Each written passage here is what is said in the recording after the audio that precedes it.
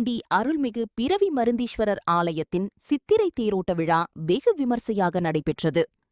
திருவாரூர் மாவட்டம் திருத்துறைப்பூண்டியில் அமைந்துள்ளது அருள்மிகு பெரியநாயகி உடனுறை அருள்மிகு பிறவி மருந்தீஸ்வரர் ஆலயம் 1000 ஆண்டுக்கு மேல் பழமையானதும் அஸ்வினி நட்சத்திர பரிகார ஸ்தலமாகும்.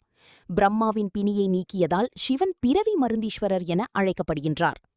இவ்வாலயத்தின் தல விருட்சமான வில்வ மரத்தின் இலை அரைத்து உடலில் பூசினால் அனைத்து பிணிகளும் நீங்கும் என்பது ஐதீகம்.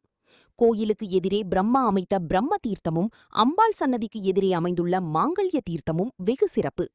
அதேபோன்று கஜசம்ஹார மூர்த்திக்கு இங்கு தனி சன்னதி உள்ளது. மேற்கு பார்த்த திருக்கோயிலாக அமைந்துள்ளது.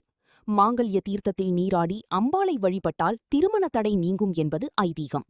இத்தலத்தில் பஞ்சவாத்தியமும் மரகதலிங்கமும் இருப்பது மற்றும் ஒரு சிறப்பு. இக்கோயிலின் சித்திரை திருவிழா வெகு விமர்சையாக நடைபெறும். அதன் முக்கிய நிகழ்வான தேரோட்டம் இன்று நடைபெற்றது. சுவாமி திருத்தேரில் தியாகராஜராக எழுந்தருளினார்.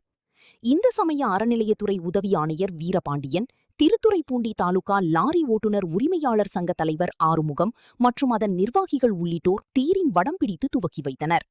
இதில் ஏராளமான பக்தர்கள் கலந்து கொண்டு தீர்த்து விடுங்கள் தியாகீசா என கோஷத்துடன் தீரை வடம் பிடித்து இழுத்தனர்.